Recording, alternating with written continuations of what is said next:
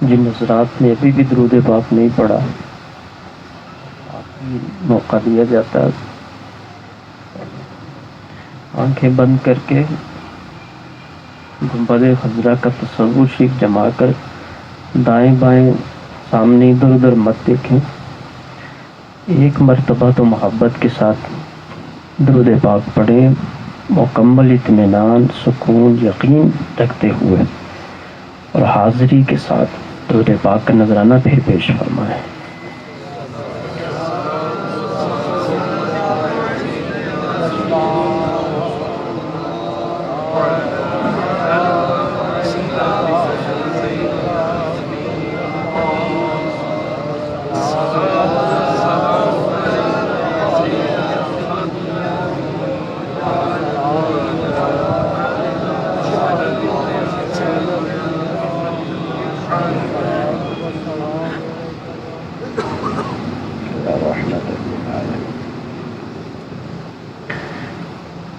اللہ کے نیک بندوں کا جب ذکر کیا جاتا ہے، اولیاء اللہ کا ذکر، تو یہ در حقیقت اللہ کی صفات کا ذکر ہوتا ہے۔ جن حضرات نے یہ جملہ نہیں سنا وہ دوبارہ سماعت کریں۔ جس وقت اللہ کے ولیوں کا ذکر کیا جاتا ہے تو وہ در حقیقت اللہ کی صفات کا ذکر ہوتا ہے۔ اہم بات میں 3 مرتبہ کا عدد پورا کرنا گفتگو میں سنت ہے، بیان میں سنت ہے۔ جب ہم ولیوں کا ذکر کرتے ہیں تو یہ در حقیقت اللہ کی تجلیات، اللہ کی صفات کا ذکر ہوتا ہے۔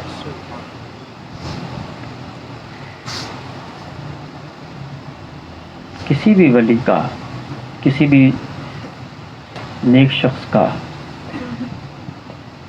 ذکر اللہ کی ذات کا نہیں، اللہ کی صفات اور اس کی تجلیات کا۔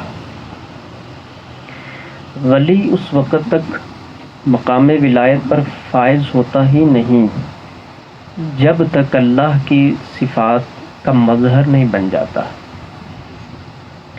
اللہ کی صفات اس پر ظاہر ہوتی ہیں۔ کوئی صفت کس درجہ میں ظاہر ہو، کوئی صفت کس درجہ میں ظاہر ہو، کوئی صفت کس درجہ میں ظاہر ہو، مگر صفات کا مظاہرہ ہوتا ہے، صفات ظاہر ہوتی ہیں۔ اس کے بعد پھر درجہ ولایت نصیب ہوتا ہے۔ تو کسی ولی کا ذکر کرنا یہ کوئی اللہ سے ہٹ کے ذکر نہیں ہے، یہ اللہ ہی کا ذکر ہے۔ اللہ کی ذات ہے، لا شریک ہے، لا ضد لہ ولا ند لہ ولا مماثل لہ ولا جزء لہ، نہ اس کی کوئی ضد ہے، نہ ند ہے، نہ اس کا کوئی مماثل ہے، نہ کوئی اس کا جز ہے۔ ولا یتجزا لہ، وہ تجزی قبول نہیں کرتا۔ تو یہ علم العقائد کی ایک عبارت میں نے آپ کے سامنے پڑھی ہے۔ تو اس کی ذات ہے، اس میں تقسیم نہیں ہے، تقسیم صفات میں بھی نہیں ہے۔ صفات کا ظہور ہوتا ہے، صفات کا نور برستا ہے، صفات ظاہر ہوتی ہیں۔ جو آنکھ والے ہوتے ہیں وہ مرتبہ کا صحیح تعین کرتے ہیں۔ میٹرک کے اسٹوڈنٹ کا امتحان اگر وہ شخص لے کہ جو خود پرائمری پاس ہے، وہ کیا امتحان لے گا اور کیا مرتبہ بتائے گا، اور اس کی کیفیت، اس کا سٹیٹس، قابلیت وہ کیسے ظاہر کر سکتا ہے؟ وہ خود وہاں تک نہیں پہنچا تو اپنے سپر والے کا امتحان کیسے لے سکتا ہے وہ؟ تو جو لوگ اس مرتبہ کے حامل ہوتے ہیں وہی لوگ بتاتے ہیں کہ مقام والے لوگ، مرتبہ والے لوگ کون سے ہیں۔ میں اگر آپ میں سے کسی سے پوچھوں بتائیں حضور داتا گنج بخش علی حجویری کا مقام کیا ہے، تو کوئی بھی نہیں بتا سکتا۔ بڑی بات وہ کہے گا تو یہی کہے گا اللہ کے ولی تھے۔ تو مقام اور مرتبہ اور چیز ہے۔ گنج بخش فیض عالم مظہر نور خدا، مظہر نور خدا، مظہر خدا کے نور کے مظہر، تو اللہ کے نور کے مظہر یعنی اللہ کی صفات کے مظہر۔ تو یہ مرتبہ انہوں نے بیان فرمایا کہ جو خود مرتبہ والے ہیں، جو خود مقام والے ہیں۔ تو مرتبہ والے لوگ ہی مرتبہ والوں کو جانتے ہیں، اس کے علاوہ کوئی شخص نہیں جان سکتا۔ وقت بہت مختصر، میں نے پچھلی مرتبہ جو بات کہی کہ 9 بجے میں آؤں گا بیان کے لیے، شاید اپنی گھڑی کے مطابق تو میں 9 بجے ہی آیا ہوں، تو ٹائم کے اوپر اس کو ختم کرنا ہے ہم نے آج محفل کو۔ گفتگو سمیٹتا ہوں میں۔ محبت ایک لفظ اتنا متعارف، اتنا متداول، اتنا مشہور ہے کہ یہ چھوٹا ایک بچہ بیٹھا ہوا ہے نا، اس بچے کو بھی پتہ ہے، اور اس کی زبان کے اوپر بھی لفظ محبت جاری ہوتا ہے اپنی نسبت کے ساتھ۔ محبت چیز کیا ہے اور کس کو کہتے ہیں؟ محبت کن چیزوں سے بڑھتی ہے اور محبت کن چیزوں سے کم ہوتی ہے؟ آئیے آج ایک فلاسفر کی زبانی سنتے ہیں۔ جن لوگوں نے اللہ سے محبت کی وہی بتا سکتے ہیں کہ محبت کیا ہے، اور جن کو اس محبت میں کامیابی بھی نصیب ہوئی ہے۔ حضور فیض عالم نے اپنی کتاب کے اندر کشف المعجوب شریف میں محبت کا ذکر فرماتے ہوئے ارشاد فرمایا کہ محبت کہتے ہیں عرب کے اندر، آپ نے دیکھا اس کو اردو میں گھڑونچی کہتے ہیں، گھڑونچی، اور عربی کے اندر اس کو حب کہتے ہیں، حب۔ گھڑونچی کیا ہوتی ہے؟ گھڑا جس کے اوپر رکھا جاتا ہے، جس کے اوپر گھڑا رکھا جائے اس کے نیچے جو ایک پیمانہ ہوتا ہے اس کو اردو کے اندر گھڑونچی کہتے ہیں، اور عربی کے اندر اس کو حب کہتے ہیں۔ تو اس کو حب کہتے ہیں۔ حب اور محبت ان دونوں کے الفاظ ایک ہیں۔ تو محبت کو محبت کیوں کہتے ہیں اور محب کو محب کیوں کہتے ہیں؟ اس مثال سے حضور فیض عالم نے یہ سمجھانا چاہا کہ جس وقت اس کے اوپر گھڑا پانی کا نہیں ہوتا، اس پر بوجھ نہیں ہوتا، جس وقت پانی کا گھڑا بھر کے اس کے اوپر آپ رکھ دیتے ہیں تو صاف ظاہر ہے اس پر بوجھ آ جاتا ہے، اور وہ جو نیچے سائز ہے، پیمانہ ہے، وہ سائز اور پیمانہ وہ بولتا نہیں ہے، وہ برداشت کرتا ہے، خاموش رہتا ہے۔ گھڑا خالی ہو وہ تب بھی اس کو اٹھائے گا، گھڑا بھرا ہوا ہو وہ تب بھی اس کو اٹھائے گا۔ تو آپ نے فرمایا محب بھی ایسا ہی ہوتا ہے۔ محبوب اس کے اوپر کوئی بوجھ نہ رکھے وہ تب بھی چپ رہتا ہے، محبوب اس کے اوپر بوجھ کا پہاڑ رکھ دے وہ تب بھی چپ رہتا ہے۔ محب ہوتا ہی وہ ہے جو اٹھانے والا ہوتا ہے، اسی سے عرب والے اس کو کہتے ہیں حب۔ سمجھ آ گئی نا بات آپ کو؟ تو محبت کے اندر برداشت یہ پہلی شرط ہے۔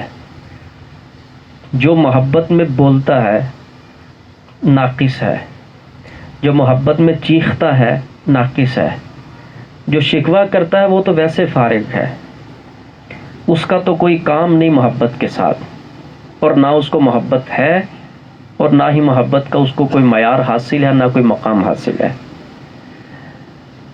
تو جس طرح گھڑے کو اس گھڑونچی نے اٹھایا ہوا ہے، گھڑے کا جتنا وزن ہے وہ ٹوٹ جائے گا مگر بولے گا نہیں۔ اسی انداز میں محب کا دل بھی ہوتا ہے. اس کو اپنے محبوب کی جانب سے کچھ بھی آ رہا ہے وہ بولتا نہیں ہے. اسی کو محبت کہتے ہیں. اب آپ اس مفہوم اور اس تعبیر کے بعد سمجھ لیں کہ ہمیں جو محبت حضور سے ہے وہ کیسی ہے اور کس درجہ کی محبت ہے اور ہم کیسے محب ہیں. ان کی راہ میں ہمیں تکلیف پہنچے تو ہم کہاں پر کھڑے ہوتے ہیں. دنیا کی راہ کے اندر تو ہمارا جسم مجروح ہو جائے، مسمار ہو جائے، ہمارا لوں کٹ جائے، تڑپ جائے، ہم لوگ دنیا کی خاطر اس کو برداشت کرتے ہیں. میں بڑی اہم بات آپ کو عرض کرنا چاہتا ہوں. اس وقت یہ جتنے لوگ بیٹھے ہوئے ہیں آپ غور کریں، برداشت آپ میں سے اور مجھ سمیت سبھی کر رہے ہیں. کوئی کسی مسئلے کو برداشت کر رہا ہے، کوئی کسی تکلیف کو برداشت کر رہا ہے، کوئی کسی تکلیف کو برداشت کر رہا ہے. وہ کتنا خوش نصیب ہے جس کی دنیاوی تکالیف کے اندر دینی تکالیف کو برداشت کرنا بھی اللہ نے اس کے مقدر میں رکھ دیا ہے. جو دین کا کام کرے اس میں پریشانی آئے وہ اس کو برداشت کر رہا ہے. نبی پاک علیہ الصلوۃ والسلام کے دین کے لیے قدم اٹھاتا ہے، تکلیف آتی ہے، برداشت کرتا ہے. سیلوٹ کرتا ہوں اس شخص کو. کیوں؟ جس بندے کے زمرہ میں صرف دنیا کی تکالیف برداشت کرنا آئی ہیں یہ کوئی صاحب نعمت محسوس نہیں ہوتا. جس بندے کے مقدر میں عشق مصطفیٰ میں تڑپنا، حب مصطفیٰ میں پگھلنا اور دین مصطفیٰ کی خاطر رنج رکھنا، غم رکھنا اور تکالیف جو آئیں اس کو برداشت کرنا اپنے جسم پر، اپنے دل کے اوپر، یہی وہ لوگ ہیں جو اللہ کے پسندیدہ لوگ ہوتے ہیں. اب آپ دیکھ لیں ہم میں سے یہ چیز کس کس کے مقدر میں ہے اور کس کس کو نصیب ہے اس وقت. تو محبت یاد رکھیے گا برداشت کرنے کا نام ہے. بعض حضور داتا گنج بخش علی اجویری کمال فرمایا، سبحان اللہ. ہستی بہت بڑی ہے نا، ہستی بہت بڑی ہے تو کمال کی گفتگو فرمائی آپ نے فرمایا کہ دو قسم کے لوگ ہوتے ہیں جو اللہ سے پیار کرتے ہیں. اب دیکھیے گا جیسے میں بات ذکر کروں گا ہمیں خود بخود سمجھ آئے گا میں کس پلڑے میں کھڑا ہوں، میں کہاں پہ کھڑا ہوں، مجھے خود ہی ابھی بھی سمجھ، میں سننے کے بعد سمجھ جاؤں گا. فرمایا ایک وہ گروہ ہے جو اللہ سے پیار کرتا ہے اللہ کے انعام دیکھ کر، اللہ کی نعمتیں دیکھ کر، اللہ کے احسانات ہے اس بندے پر، اور پھر اس کا دل مچلتا ہے کہ میرے رب نے مجھے اتنا نوازا ہے. تو جیسے جیسے اس پہ نوازش ہوتی ہے اس بندے کی محبت بڑھتی جائے گی. فرمایا ایک تو یہ گروہ ہے، اور ایک وہ گروہ ہے جو محبت جب خدا سے کرتے ہیں تو وہ اس کے کسی انعام کو یا نعمت کو دیکھ کے نہیں کرتے. توجہ کریے گا، شکر کرتے ہیں وہ کہ اللہ کا شکر ہے رب نے ہمیں یہ نعمت عطا فرمائی، مگر محبت کے لیے وہ نعمت معیار نہیں رکھتے. اگر اللہ نے مجھ پر یہ نعمت کی تو اس لیے میں اپنے رب سے اور محبت کر رہا ہوں، میں اب تہجد پڑھوں گا، میں اب یہ کام کروں گا. بھائی کیوں کر رہے ہو یہ آپ؟ اس وجہ سے کہ اللہ نے مجھ پر یہ بولیے نعمت کی، احسان کیا، اکرام کیا. ایک گروہ وہ ہے جو اللہ کی نعمتیں جیسے آتی ہیں ان کی محبت ویسے بڑھتی جائے گی، اور ایک گروہ وہ ہے کہ ان پر نعمتیں آتی ہیں مگر وہ محبت کرنے میں اور محبت بڑھانے میں نعمتوں کو نہیں دیکھتے، وہ ڈائریکٹ اللہ کی ذات کو دیکھتے ہیں. سبحان اللہ. حضور داتا گنج بخش علی اجویری فرماتے ہیں اللہ کے پسندیدہ اور حضور علیہ الصلوۃ والسلام کے مقربین لوگ دوسرے طبقہ کے ہیں. وہ اللہ سے اس لیے پیار نہیں کرتے یا اللہ سے اس لیے محبت نہیں کرتے، رب ان کے اوپر نعمتیں کر رہا ہے، ان پر جیسے نعمتیں بڑھ رہی ہیں ان کی محبت بڑھ رہی ہے. حضور فیض عالم فرماتے ہیں ہمارے نزدیک یہ کمزور گروہ ہے. ہم دیکھ لیں کہ ہم اللہ سے محبت کرتے ہیں، ہماری محبت اللہ کے ساتھ بڑھتی اس وقت ہے جب اللہ کی کوئی نعمت ہمیں مل جائے. ہماری محبت اللہ کے ساتھ زیادہ ہی اس وقت ہوتی ہے جب اللہ کو کوئی اکرام نیا ہو جائے ہم پہ، ورنہ یوں بجھے بجھے سے رہنا، دل خراب رہنا، پریشان رہنا اور دعویٰ کے اندر کہنا کہ ہمیں اللہ سے محبت ہے. تو ایک ولی نے کیسے باریک چھاننی کے ساتھ چھان کر بتا دیا محب کون ہوتا ہے. اور جو محب ہوتا ہے وہ تو، اب اس میں آپ کو فلسفہ سمجھا دوں، آپ اگر غور کریں کہ بھائی اس میں فرق کیا ہے. ان پہلے طبقہ کو میرے حضور یہ نہیں فرما رہے کہ ان کو اللہ سے محبت نہیں یا اللہ ان سے پیار نہیں کرتا، نہیں، فرمایا یہ کمزور لوگ ہیں، کیونکہ ان کی محبت کے لیے درمیان میں ایک چیز آ کے کھڑی ہو گئی. انہوں نے اس چیز کو دیکھا تو پھر اس سے پیار شروع ہو گیا. کیا مطلب؟ اگر وہ چیز نہ ہوتی تو یہ محب بھی نہ ہوتے، اگر وہ درمیان میں اکرام نہ ہوتا تو ان کی محبت میں اضافہ بھی نہ ہوتا، اگر اللہ انعام نہ کرتا تو یہ رب سے پیار بھی نہ کرتے. تو کیا مطلب ہوا کہ اس انسان میں مطلب کا پہلو ہے، یہ اللہ کو چاہ رہا ہے درمیان میں ایک مطلب کی بنیاد پر. اب آؤ، صوفیاء کو صوفیاء ایسے نہیں کہا جاتا. صوفیاء بالکل صاف شفاف اور منزل کا کیسے پتہ دیتے ہیں اور کیسے گمراہوں کو اور گم شدہ کو ہاتھ پکڑ کے منزل تک لے جاتے ہیں. کون کہتا ہے کہ میرے حضور داتا گنج بخش علی حجویری زندہ نہیں ہے؟ خدا کے بندے، جن کا پیغام اتنے لوگوں کو زندہ کر رہا ہے وہ اپنی قبر انور میں آج بھی زندہ ہے. سبحان اللہ، سبحان اللہ. آج آپ نے ان کی بات سنی نا تو سمجھ لگی نا کہ ہم کس پائے کے محب ہیں، ہم کیسے محب ہیں. ہمیں اپنی محبت کا فوراً جائزہ آ گیا نا. تو حضور فیض عالم فرماتے ہیں درمیان میں جو نعمت کو دیکھتے نہیں ہیں، شکر کریں گے، وہ نعمت کو دیکھتے نہیں کہ یہ ہے تو محبت میں اضافہ ہے، یہ نہیں ہے تو محبت میں اضافہ نہیں ہے. اس لیے کہ اگر وہ نعمت کو دیکھیں تو یہ پردہ ہے، یہ حجاب ہے. اور اللہ کی ذات تک پہنچنے کے لیے اگر نعمت کو دیکھ کر چلنا ہے تو فرمایا اس بندے کے لیے راستے میں ابھی بھی پردہ ہے، یہ رب تک نہیں پہنچ سکتا، یہ اللہ کا محب نہیں ہے. کیونکہ یہ درمیان میں جو چیز کھڑی ہے یہ تو اس کو دیکھ کے چل رہا ہے، اور جب تک اس کی نگاہ اس چیز پر ہے اور جتنی نگاہ اس چیز نے اپنی طرف تقسیم کی ہوئی ہے تو اندازہ کر لیں وہ جو نگاہ ہے وہ اللہ کی طرف تو نہیں ہے نا. آج دیکھ لیں ایک بندے کو کتنا شکوہ ہے، آج معاشرے کے اندر کتنا شکوہ ہے. بھائی اگر رب ہم سے یہ پوچھ لے کہ کیا میرے اوپر لازم ہے کہ میں تمہیں تمہاری ہر من چاہی چیز دوں، تم منہ کیوں بگاڑتے پھرتے ہو مجھ سے؟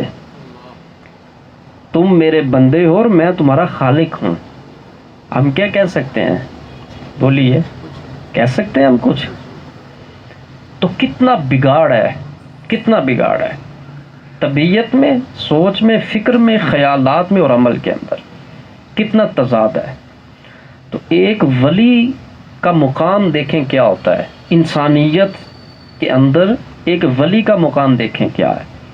میں نے جب یہ قول پڑھا تو میرے سامنے بلا تشبیہ و تمثیل ایک مثال آئی. ہم اللہ تک جاتے ہیں، ہم کسی کو واسطہ نہیں مانتے، ہم کسی کو وسیلہ نہیں مانتے. کچھ ایسے بھی لوگ ہیں گردان پڑتے ہیں. ولی کا کردار معاشرے میں ایسا ہوتا ہے کہ لوگ صحرا میں کھڑے ہیں اور ان کو اپنے گھر جانا ہے، کوئی نشان منزل نہیں ہے، کوئی راہ نہیں ہے. آپ بتائیں آپ کس طرف منہ کریں گے اور منہ کر کے آپ اس طرف چلیں گے کہ یہاں میں جاؤں گا تو میرا گھر آ جائے گا. اب تو روڈ بنے ہوئے ہیں نا اور انڈیکیٹرز لگے ہوئے ہیں، کچھ بھی نہ لگا ہوا، کوئی روڈ نہ بنا ہوا ہو، کوئی اشارے نہیں لگے ہوئے ہو، آپ صحرا کے اندر کھڑے ہیں، کوئی بندہ آپ کو بتانے والا نہیں ہو. وہاں پر آپ چکریاں ہی کھائیں گے نا. پھر میں جاؤں تو کہاں جاؤں, ادھر منہ کروں ادھر کروں, کہاں کروں میں, میرے لیے تو سارا معاملہ ہی گول ہے. تو انسانیت یوں کھڑی ہوتی ہے اور حیران ہوتی ہے, پریشان ہوتی ہے. پھر اللہ اپنا ایک ولی پیدا کرتا ہے ہر دور کے اندر, اور پھر وہ ولی بتاتا ہے کدھر دیکھ رہے ہو دائیں بائیں, تمہیں پتہ نہیں منزل کہاں پر ہے, ہم تمہیں چلو نشان لگا دیتے ہیں, یہ لو یہ جو ہم نشان لگا رہے ہیں نا سارا اس پر چلتے جاؤ, سامنے منزل تمہیں مل جائے گی. سبحان اللہ سبحان اللہ. تو ولی نشان کھینچتا ہے منزل کا, ولی نشان کھینچ کے منزل پہ چلا دیتا ہے. سبحان اللہ. یہ چیز نبوت کے اندر درجہ اول میں ہے. پھر اس کے بعد صحابیت, تابعیت, تبع تابعیت, اس کے بعد ولایت, یہ سب کچھ چلتا ہے. تو جتنے بھی رہنما ہوتے ہیں, یہ یاد رکھیے گا, جتنے بھی رہنما ہوتے ہیں وہ آپ لوگوں کے لیے منزل کا نشان کھینچتے ہیں.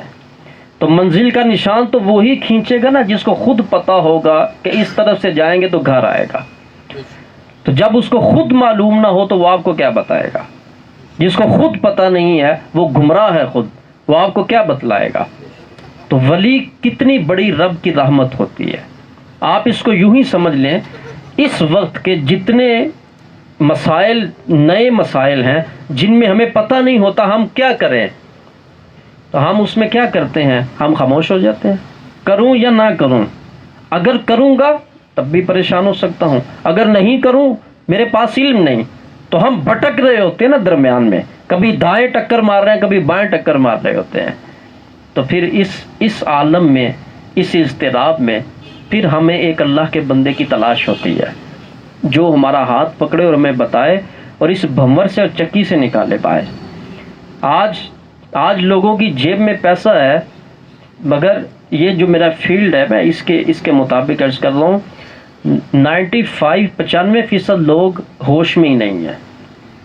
ان کو پتہ ہی نہیں ہے کرنا کیا ہے, ان کے ہوش کھوئے ہوئے ہیں, مارے ہوئے ہیں ان کے ہوش. دنیا ہے ان کے پاس, ان کی فکر ڈیمیج ہو چکی ہے. تو آؤ, اگر آپ بھی ایسے صحرا کے اندر کھڑے ہیں تو ایک ولی کی تعلیم کو سینے سے لگا لو. جیسے ہی آپ اس کی تعلیم کو سینے سے لگاؤ گے وہ پھر آپ کو بتائے گا, اے بندے تم یہاں پر کھڑے ہو, تم نے یہاں کھڑے نہیں ہونا. اگر یہاں کھڑے ہو جاؤ گے تو سیدھا جاؤ گے تو گمراہ ہو جاؤ گے.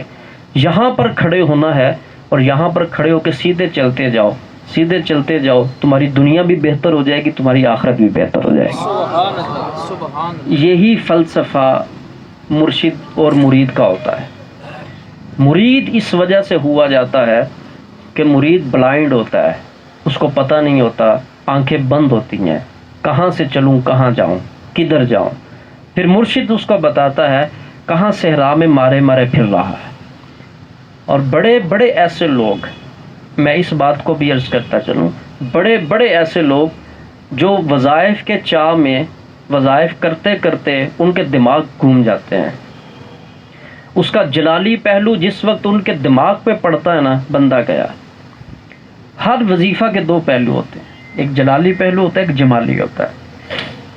مرشد جلالی پہلو اپنے سینے پہ لیتا ہے, یاد رکھیے گا, اور جمالی پہلو اپنے مرید کو دیتا ہے. اس مرید کو وظیفہ دینا کتنا بڑا اس وظیفہ دینے والے کا احسان ہوتا ہے, اس وظیفے کا جتنی سختی اور جلال ہوتا ہے وہ مرشد کا سینہ خود اپنے اوپر اٹھاتا ہے. ہم لوگ تو یہاں سے وظیفہ لیتے ہیں نا, اس کے بعد ہمیں چونکہ حیثیت کا پتہ نہیں ہے نا, ہم اس کے طلبگار نہیں ہیں, ہم ایک آٹے کی بوری کے طلبگار ہیں. وہ جہاں سے مفت ملے تو پورا شہر چھوڑ کے ہم دوڑیں گے باہر. ایک وظیفہ کتنی بڑی چیز ہوتی ہے, اس کا کتنا مقام ہوتا ہے.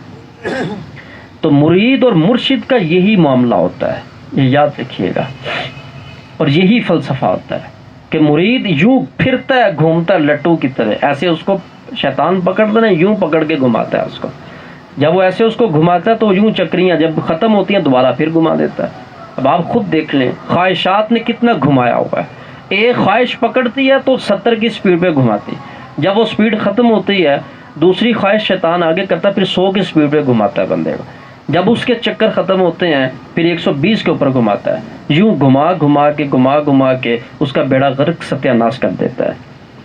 لیکن وہی بندہ جب کسی اللہ کے بندے کے ہاتھ کے نیچے آ جائے پھر اس کو چکر نہیں کھانے دیتا، جتنے چڑھے ہوتے ہیں وہ بھی اتار دیتا ہے اور اس کو منزل تک بھی پہنچا دیتا ہے. سبحان اللہ سبحان اللہ ماشاء اللہ. اللہ کا بندہ ہوتا ہی وہ ہے جو چکر سیدھے کرتا ہے. خواہشات نے ہمیں چکر دیے ہوئے ہیں، ہماری سوچ نے ہمیں چکر دیے ہوئے ہیں. ہم اللہ کے بندے سے توقع کیا رکھتے ہیں کہ اگر رب نے میرے حق میں یہ لکھا ہے کہ میرے بیٹے کی آج وفات ہے، وفات کا دن ہے، اللہ کا بندہ ایسی کرامت دکھائے کہ وفات نہ ہو.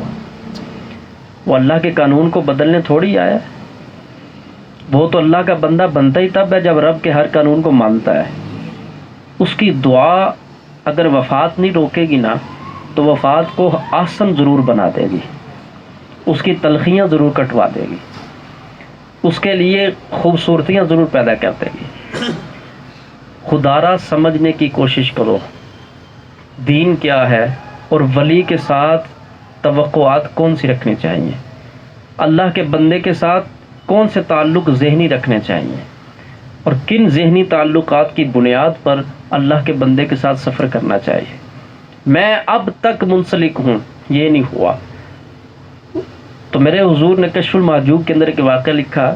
ایک درویش پانی میں گر گیا، ایک شخص باہر کھڑا ہے تو کہتا ہے میں بلاؤں فلاں کو اور وہ تمہیں آ کر پانی سے نکالے؟ تو درویش کہنے لگا نہیں. تو کہا کیا ارادہ ہے کہ پھر تم نے ہلاک ہونا ہے، مرنا ہے تم نے؟ کہا نہیں. تو کہا پھر کسی کو بلانے بھی نہیں دے رہے اور یہ بھی نہیں، تم پھر اس کا مطلب ہے تم مرنا چاہتی ہو، اس وجہ سے ایسا کر رہے ہو؟ کہا نہیں، مرنا بھی نہیں، مرنے کے لیے بھی میری چاہت نہیں، وہ تو خودکشی ہو جائے گی. تو پھر کیا چاہتے ہو؟ کہا میری کوئی چاہت نہیں، جو اللہ کی چاہت ہے میں اس پہ راضی ہوں. سبحان اللہ سبحان اگر مجھے مرنا ہے اس وقت میں، اس کی یہ چاہت ہے تو مجھے مرنا ہے. اگر میری زندگی ہے اس کی یہ چاہت ہے تو پھر میری بھی یہی چاہت ہے. وما تشاءون الا ان یشاء اللہ. تم چاہ بھی نہیں سکتے جب تک اللہ نہ چاہے. بے شک. کون سی ہوا بھری ہوئی ہے ہمارے اندر، میں یوں کرتا ہوں، میں یوں کرتا ہوں. تیری چاہت اللہ کے ارادے کے بعد ہے. رب کا ارادہ ہو تو تیرے من میں چاہت اٹھے گی. اگر رب کا یہ قرآن میں نے پڑھا ہے، تم چاہ بھی نہیں سکتے اگر اللہ نہ چاہے تو. تم تب چاہو گے جب وہ چاہے گا، تم وہ چاہو گے جو وہ چاہے گا، تم اتنا چاہو گے جتنا وہ چاہے گا، اور تمہیں وہ دے گا جو تم چاہتے ہو کہ یہ ملے. اور تمہیں چاہت وہ دیتا ہی اس وجہ سے ہے، جب وہ چیز مل گئی تو یہ چاہت اس کی تھی، اور جو چیز تمہیں نہیں ملی یہ چاہت اس کی نہیں تھی. بس اتنی سی بات ہے. انسان جس چیز تک کامیابی تک پہنچ جاتا ہے نا، کہتا ہے دیکھا میں نے محنت کی ہے. اچھا، اگر آپ کی محنت کسی چیز کے حصول کا ذریعہ ہے تو زندگی میں 50 چیزیں ایسی ہیں جس کے لیے آپ نے بڑی محنت کی ہے مگر آپ پھر فیل ہو چکے ہیں. وہاں محنت کہاں گئی؟ اگر ہم اسلام کو اسلام کے قوانین کے مطابق سمجھنے میں کامیاب ہو جائیں تو اللہ کی قسم ہے اس سے بڑھ کے بات نہیں ہے. سب سے پہلے اللہ ہمارے دلوں کا بوجھ اٹھا لے گا. ہمارے بدن جو تھکتے ہیں نا، یہ تھکیں گے نہیں. اس کو بھی حضور فیض عالم نے اس حدیث کو نقل فرمایا، من لم یرض بقضاء اللہ. وہ بندہ جو اللہ کی قضاء سے راضی نہیں ہوتا، اللہ کے فیصلے سے راضی نہیں ہوتا. شغول قلبہ وتعب بدنہ. میرے آقا نے فرمایا اس کا دل مشغول رہے گا اور اس کا بدن تھک جائے گا. آپ دیکھ لیں جن لوگوں کا کہیں کچھ ہو جاتا ہے زندگی کے اندر، ساری ساری رات کہتے ہیں دل پریشان ہے. کوئی نقصان ہو گیا دل پریشان ہے، کوئی معاملہ خراب ہو گیا دل پریشان ہے. اس معاملے کے ہوئے عرصہ ہو گیا ہے مگر یہ اب تک پریشان ہے. وہ ہو گیا ہے اور یہ ابھی تک اس میں ہے. وہ اس کا اب کچھ ہو نہیں سکتا، اس کا دل ابھی بھی مدا ہوا پریشان ہے. اس مرض میں مبتلا کتنے لوگ ہیں وہ اپنے آپ سے پوچھ لیں. ایک کام ہو چکا ہے نا، مگر دل ابھی تک اس کو قبول نہیں کر رہا، اور دل ابھی تک کیا ہے؟ پریشان ہے۔ وجہ کیا ہے؟ وجہ یہ ہے کہ من لم یرض بقضاء اللہ، یہ اللہ کے فیصلے پر راضی نہیں ہے، یہ اللہ کے فیصلے کو قبول نہیں کر رہا۔ اگر تم قبول کر لو ٹھیک ہے، وہ اللہ کا کیا تھا؟ فیصلہ تھا، وہ اللہ کا ازلی فیصلہ تھا، وہ حکم مقدر تھا، وہ ہو چکا، اس پر راضی ہو جاؤ، تمہارے دل کی ساری ٹینشن ختم ہو جائے گی۔ اب بتائیں اللہ نے پریشانی میں رکھا ہے یا ہماری غلط سوچنے میں پریشانی میں رکھا ہے؟ اپنی غلط سوچنے رکھا ہے نا۔ پھر تو جو ہو چکا ہوا ہے اس کا اثر ضرور ہوتا ہے، 2 دن 4 دن 5 دن، بس کریں، بس ختم کر دیں اس کو، اس سے نکلیں، اس سے باہر نکلیں، اللہ کی قضا اور اس کی رضا پر راضی ہو جائے۔ اگر راضی نہیں ہوں گے تو دل مشغول رہے گا، حضور نے فرمایا شاغول قلب، اس کا دل مشغول رہے گا، وتعب بدنہ، اس کا بدن تھک جائے گا، تھکے گا، پھر یہ بھی کر لوں ایسا ہو جائے، یہ بھی کر لوں ویسا ہو جائے۔ اب اس معاملے پر جب لوگ پہنچتے ہیں نا تو وہ مجھے دم کے لیے کہتے ہیں دم کریں۔ کیا دم کریں؟ پریشانی بہت ہے، دل میں سکون نہیں ہے نا، پرابلم یہ دل میں سکون، پریشانی بہت ہے، کس چیز کا دم کروں میں؟ اب ان کو فکر بدلنے کی ضرورت ہے۔ ایک کام 5 سال پہلے ہو چکا، جان تو تم خود نہیں چھوڑ رہے، ایک کام سال ہو چکا ہے کہ خراب ہو گیا، وہ ختم ہو گیا، آپ کیا چاہتے ہیں کہ آپ دنیا کے اندر سب کچھ اپنی بات کے مطابق منوانے آئے ہیں؟ اس میں ملے گا بھی، اس میں نہیں بھی ملے گا۔ جو آیا ہے اس نے جانا بھی ہے، رشتہ ہوا ہے ٹوٹے گا بھی، نہیں بھی ٹوٹے گا، یہ دونوں ہی کام ہوتے ہیں۔ رشتہ تھا ٹوٹ گیا، ختم ہو گیا، چھوڑ دیں بس، ٹھیک ہے، جو ہوا صدمہ ہوتا ہے، میں اسے انکار نہیں کرتا، پریشانی ہوتی ہے، مگر اپنے دل کی مشغولیت رکھیں گے تو حضور نے فرمایا تمہارا بدن بھی ٹوٹے گا، تمہارا دل بھی تمہاری جان نہیں چھوڑے گا۔ اب بتائیں یہ کتنے پاورفل، کتنے خوبصورت جملے ہیں یہ دو۔ اگر ہم لوگ خود اس کی جان نہیں چھوڑتے تو یہاں پر کون سا دم کیا جائے جو دل کی کیفیت کو بدلے؟ آپ تاریں کیوں نہیں کاٹتے ماضی سے؟ اس کی کاٹ دیں تاریں اس کی ماضی سے، جو گیا اس کی تار کاٹ دیں، بس ختم کرتے ہیں۔ اب اپنے دل کی مشغولیت ختم کریں اور اللہ کے فیصلے پر راضی ہو جائیں۔ تو جو لوگ رب کے فیصلے پر راضی نہیں ہوتے وہ ساری زندگی ٹینشن میں رہتے ہیں، ساری زندگی پریشان رہتے ہیں۔ تو میں یہ سمجھتا ہوں کہ آج کی اس گفتگو میں، یہ ایک ولی کی گفتگو ہے جو امانتاً آپ کو دے رہا ہوں، ان کی گفتگو میں اتنا سحر ہے کہ دلوں کو سکون مل رہا ہے۔ اگر ان کی صحبت ایک لمحے کی نصیب ہو جائے تو پھر کتنی راحت نصیب ہوگی۔ سبحان اللہ، یہ ان کی گفتگو ہے۔ کس کس کو یہ بات سمجھ آئی ہاتھ کھڑا کریں۔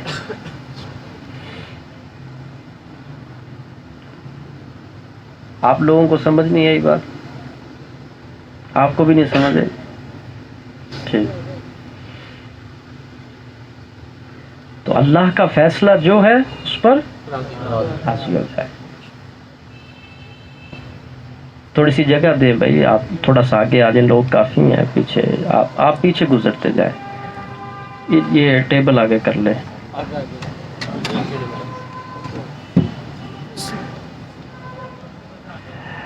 تو اللہ آپ کا عشق سلامت رکھے، محبت بھی سلامت رکھے۔ آخری بات میں عرض کرتا ہوں، ٹائم بھی کافی ہو رہا ہے۔ یہ لفظ محبت پہ آج ہم نے حضور داتا گنج بخش علی اجویری رضی اللہ تعالی عنہ کی جو گفتگو سماعت فرمائی، آج چونکہ ان کا عرس ہے تو ہم یہاں سے اس عرس کی حاضری اور یہ نذرانہ جو ہے ان کی بارگاہ میں پیش کر رہے ہیں۔ یہ بھی عرس ہی ہو رہا ہے ان کا، اور ولی جہاں پر بھی ہوں وہ بس اپنی نگاہ فرما دیں تو حاضری قبول ہو جائے گی انشاءاللہ تعالی۔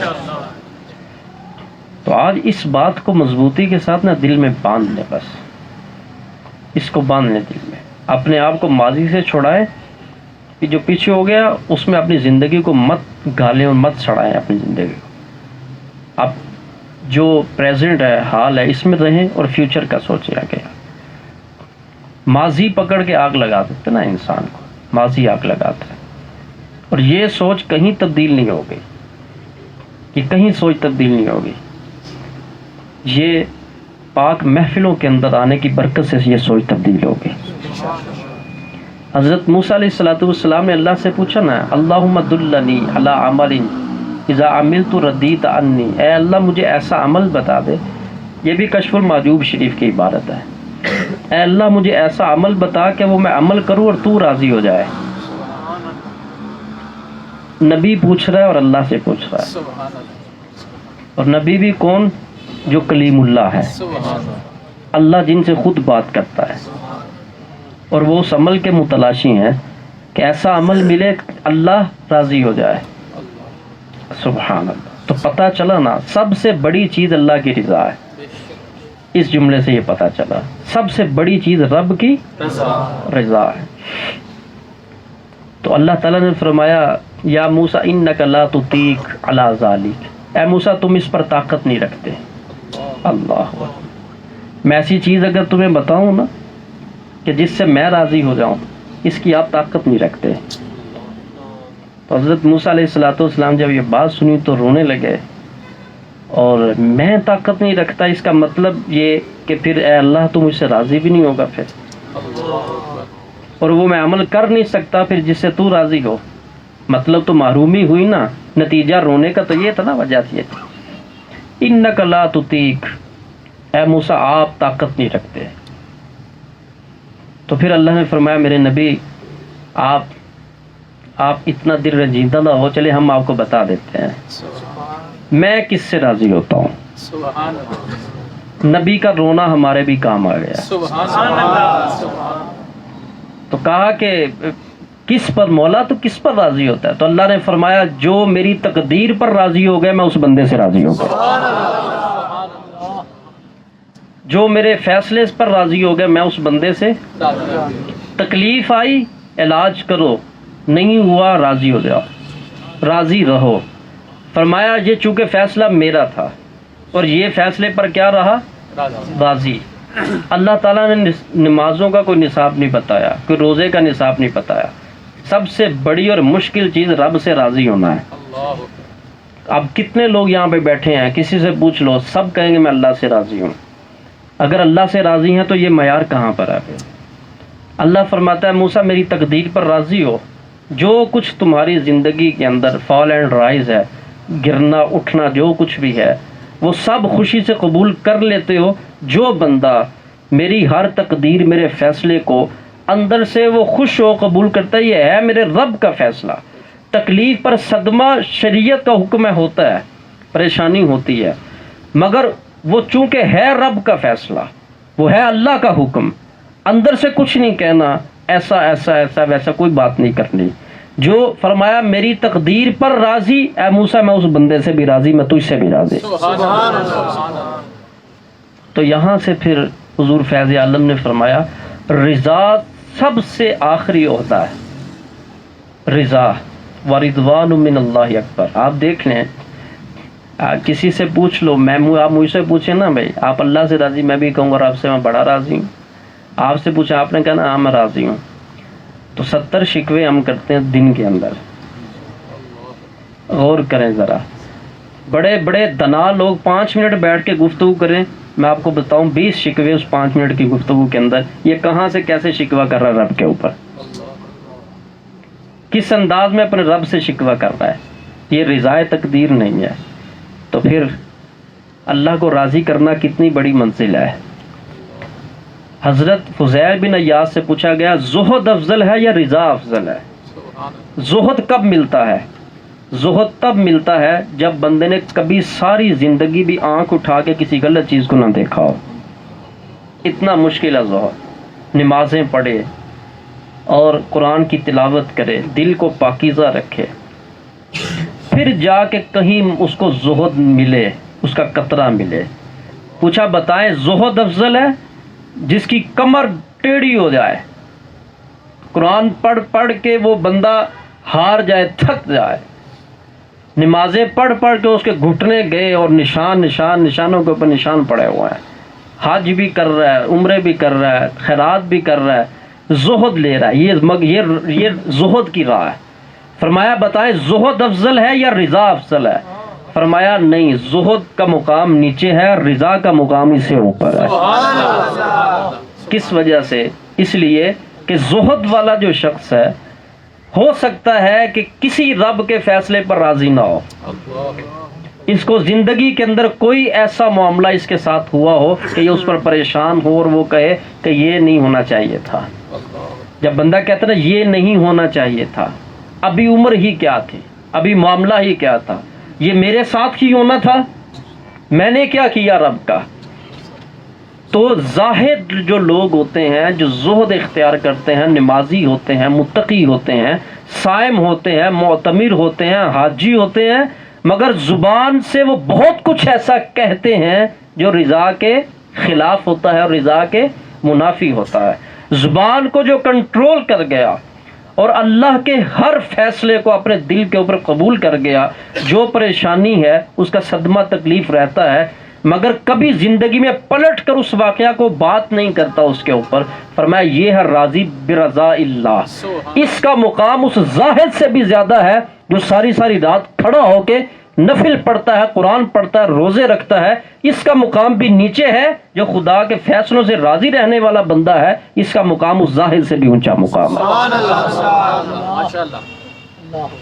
تو یہ کتنا چھوٹا راستہ ہے رب کے قریب جانے کا، مگر ہے بہت مشکل ہے۔ اگر آپ راضی ہیں تو آپ کو ساتھ والے راضی رہنے نہیں دیں گے۔ یہی وجہ تھی کہ اولیاء اللہ میں سے ایک گروہ وہ ہے جنہوں نے شادیاں ہی نہیں کی۔ اب سمجھ آئی بات؟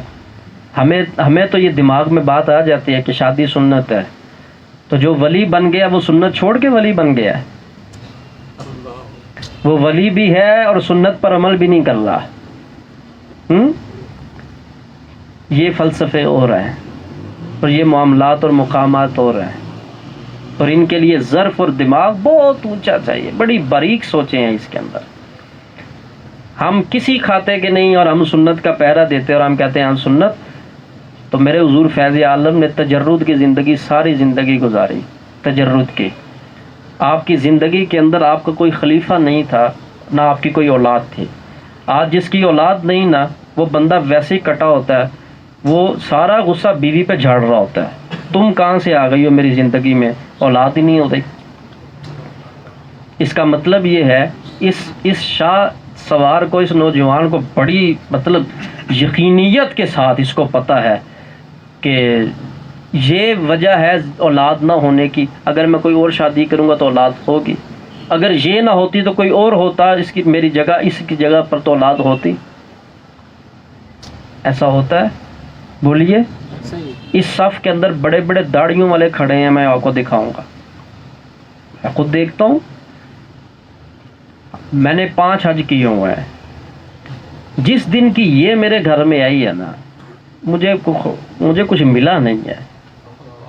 اولاد یہ جس عورت کے ہاں اولاد نہیں ہوتی، ان کا خیال یہ ہے کہ اس کو خود بھی پیدا نہیں ہونا چاہیے تھا۔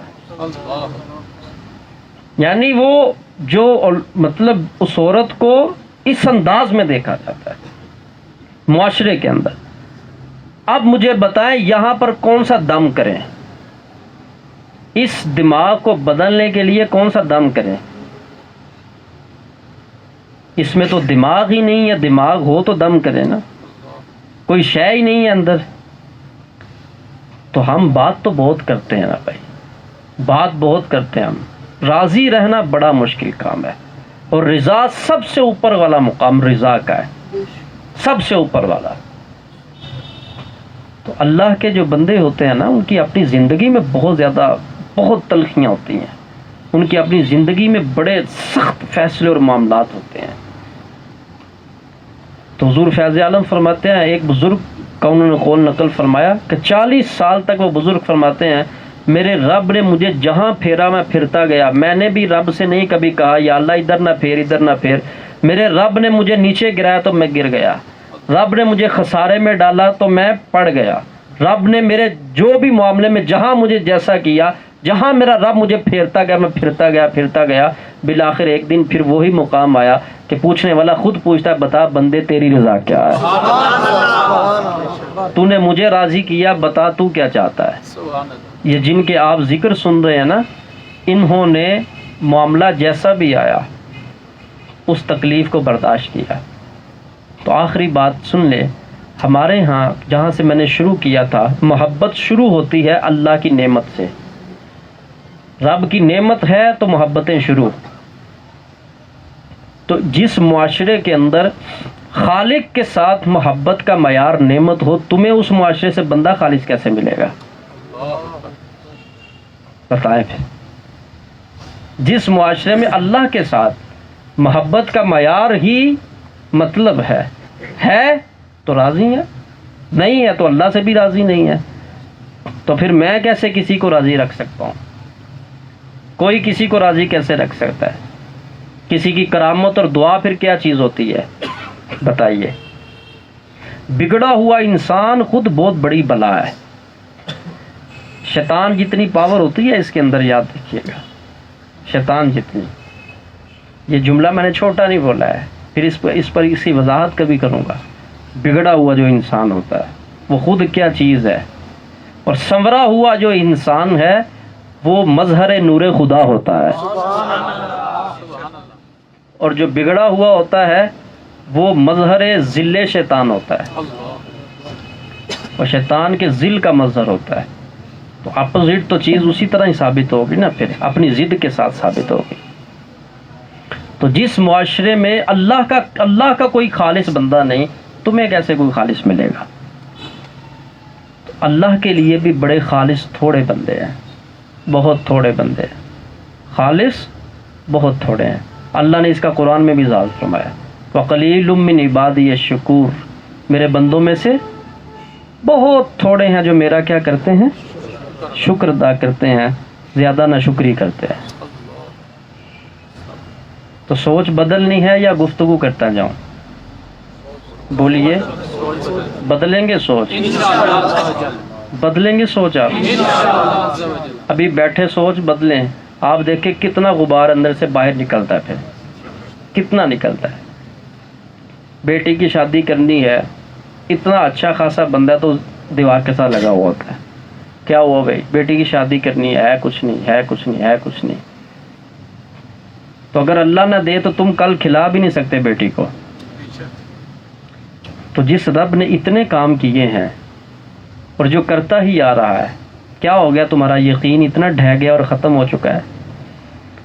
تو اس تحریک کا مقصد، تحریک روضۃ الاسلام کا مقصد وظیفے دینا نہیں ہے، صرف پہلے سوچ بدلنا ہے۔ جس زبان کے ساتھ خدا کے شکوے کرو گے، اس زبان کے ساتھ اللہ کی ضرب فائدہ کیا دے گی؟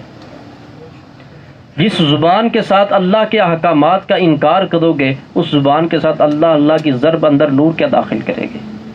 غور سے سنیں وہ لوگ جو تحریک کے اندر خود اس بنیاد پر کھڑے ہیں جو آگے لوگوں کو سمجھاتے ہیں۔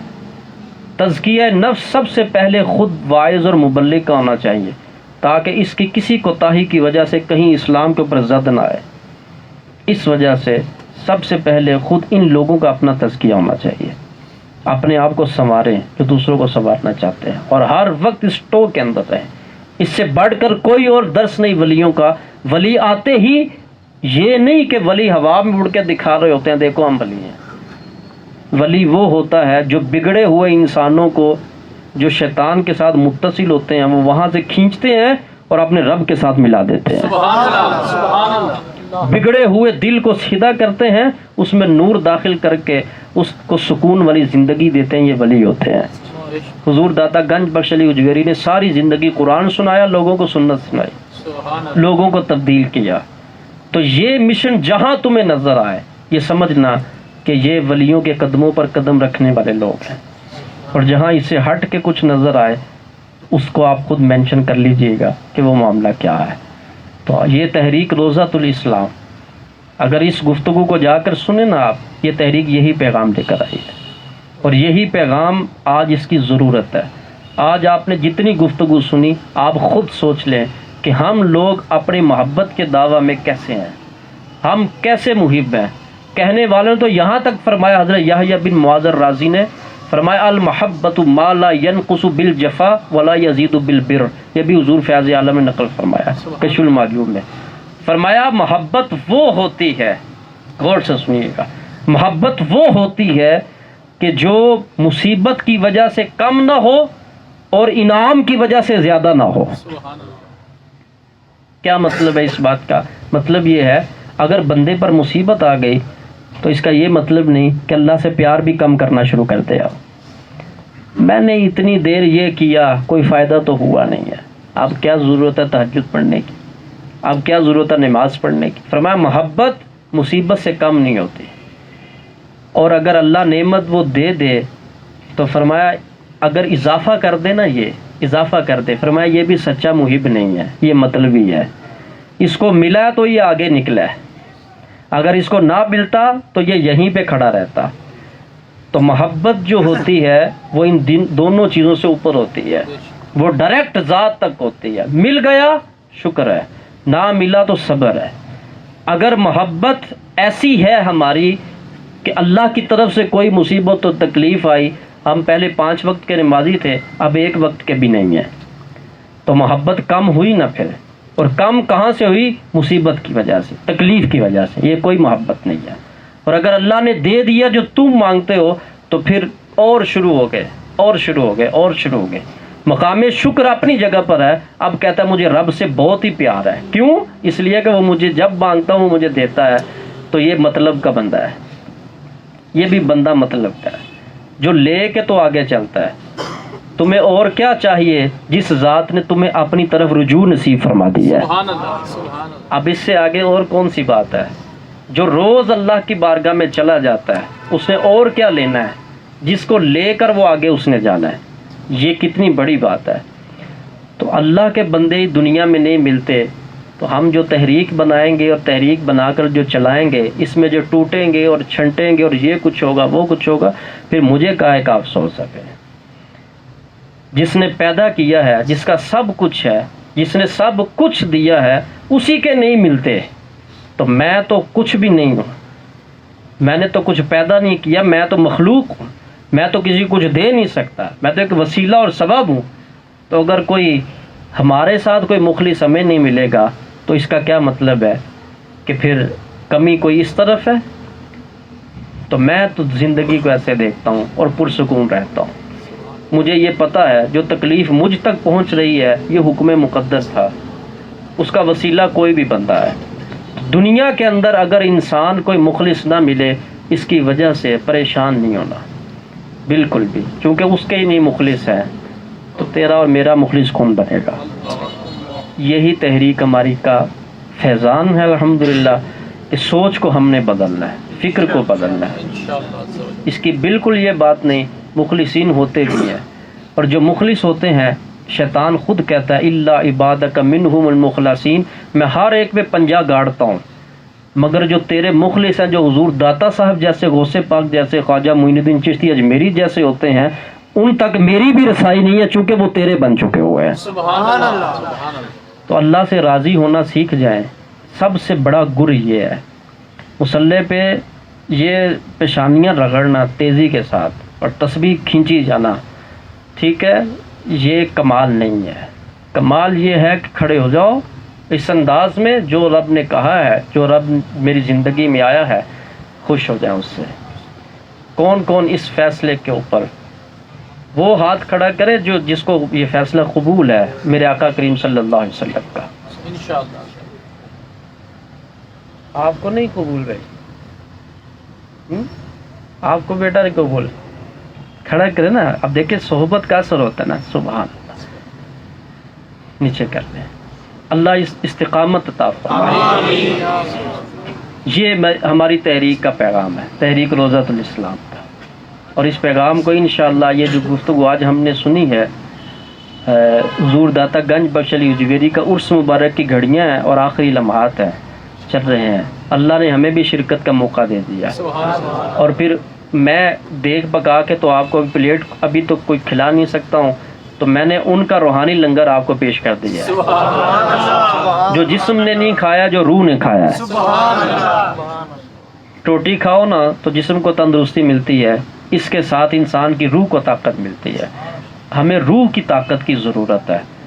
انشاءاللہ اللہ کی رحمت کے ساتھ تحریک روضۃ الاسلام کا یہ پیغام جاری و ساری رہے گا انشاءاللہ۔ اور آپ سب کے لیے ایک بہت بڑی خوشخبری ہے۔ سبحان اللہ۔ اس کا مطلب ہے کہ جو سبحان اللہ کہہ رہے ہیں ان کو باقی نہیں، مطلب اس سے خوش نہیں ہے۔ انشاءاللہ یہ 4 درس جو ہوتے ہیں نا ہمارے ایک ماہ کے اندر، اب اس کی ترتیب یوں ہوگی، ہر قسم کا تبرک ملے گا۔ پہلا درس قرآن ہوگا، سبحان اللہ۔ دوسرا درس حدیث ہوگا، سبحان اللہ۔ تیسرا درس سیرت النبی پر ہوگا، سبحان اللہ۔ اور چوتھا درس تصوف ہوگا انشاءاللہ۔ سبحان اللہ۔ ماشاءاللہ۔ 4 رنگ یہ بہر جو ہے انشاءاللہ۔ آپ دیکھیں پھر یہ آج آپ نے درس تصوف سنا ہے، کبھی حضور داتا گنج بخش علی جویری کی کتاب سے آپ کو جام پلایا جائے گا، کبھی حضور غوث اعظم رضی اللہ تعالیٰ عنہ کی کتاب سے جام پلایا جائے گا، اور یہ ریکارڈنگ ہوگی۔ قرآن کے درس کا مزاج دیکھیں، حدیث کے درس کا مزاج دیکھیں، حضور کی سیرت کا، اور درس تصوف جو ہے، یہ 4 قسم کے علم انشاءاللہ اس درس کے اندر، یہ جو ماہانہ ہمارے 4 درس ہوتے ہیں، اب اس کی ترتیب یہ ہوا کرے گی۔ سبحان اللہ۔ اللہ تعالیٰ ہم سب کو عمل کی توفیق عطا فرمائے۔ وما علینا الا البلاغ المبین۔ خوش کون کون ہوا یہ پیغام سن کے؟ سبحان اللہ۔ سبحان اللہ۔ ماشاء اللہ، لے کر آئیں گے آپ دوسرے لوگوں کو بھی۔ آپ جگہ کو نہ دیکھیں، جگہ بہت وسیع ہے انشاءاللہ، جگہ بہت وسیع ہے۔ سمجھ آ گئی بات کہ نہیں آئی؟ آپ جگہ بہت وسیع انشاءاللہ، وقت آ گیا بالکل۔ میں تو اس چیز پر پریشان نہیں ہوتا، الحمدللہ الحمدللہ، اور یہ پریشانی میری دور ہی ولیوں کی تعلیم نے کی ہے۔ لوگ کہتے ہوں گے بہت دیر ہوگی، میں کہتا ہوں کون سی دیر؟ رب نے یہاں رکھا ہے تو حکمت تھی، جس دن وہاں بھیجنا ہے تو پھر وہاں کا دن ہوگا، وہاں بھی حکمت ہے۔ سبحان اللہ۔ میں نہیں جانتا اس حکمتوں کو کیا ہے، مگر میرے اللہ کے ہر فیصلہ ہی سونا ہے۔ سبحان اللہ۔ الحمدللہ، میرے رب کا ہر فیصلہ ہی خوبصورت ہے، سونا فیصلہ ہے، میرے حق میں ہے۔ میں تو یہ جانتا ہوں جو کچھ اللہ کا فیصلہ ہے وہ میرے فائدہ میں ہے، بس میں یہ جانتا ہوں۔ جب میں یہ جانتا ہوں تو میں اضطراب میں نہیں آؤں گا، میں پریشانی میں نہیں آؤں گا انشاءاللہ۔ وہ دن دور نہیں ہے، وہ نقشہ پیج کے اوپر تو آ چکا ہے، اب بہت جلد انشاءاللہ زمین کے اوپر وہ نقشے کی تعمیر بھی شروع ہونے لگی ہے انشاءاللہ۔ آپ کی تمناؤں کا، آپ کی محبتوں کا شکریہ ادا کرتا ہوں، اور یہ اللہ کا گھر اللہ کی زمین پر بننے لگا ہے۔ میرا گھر بنے تو کتنا خوش ہوتا ہوں، میں ہوتا ہوں کہ نہیں؟ میں کہتا ہوں اب زندگی کی تھکاوٹ ختم ہو رہی ہے۔ میرا گھر بنے یا نہ بنے، میرا اپنا مزاج یہ ہے اللہ کا گھر ضرور بنے۔ جو میرے رب کا گھر ہے وہ میرا ہی گھر ہے۔ جس کو لوگ گھروں سے نکال دیتے ہیں نا، اس گھر سے کوئی کسی کو نہیں نکالتا۔ یہ رب کی زمین کے اوپر جس نے 10 کروڑ روپیہ بھی مسجد میں دیا ہوگا نا بنانے کے لیے، وہ بھی آ کے نہیں کہہ سکتا تم یہاں پہ کیوں سوئے ہو۔ اپنے گھر کے گیرج میں کوئی نہ لیٹنے دے آپ کو، تو وہاں پر جا کے کوئی بندہ لیٹ جائے نا تو کوئی منع نہیں کسی کو کر سکتا۔ کیوں؟ کیونکہ وہ کسی کی چدراہٹ کے تحت نہیں ہے، وہ میرے رب کے ساتھ منسوخ ہے۔ تو اللہ کا ہر فیصلہ ہی خوبصورت ہے۔ رب سے پیار کرو، اللہ سے محبت کرو، چھوڑ دو مایوس ہونا۔ اللہ نے جو دیا راضی رہو، جو نہیں ملا اس پہ بھی راضی رہو۔ وما علینا الا البلاغ المبین۔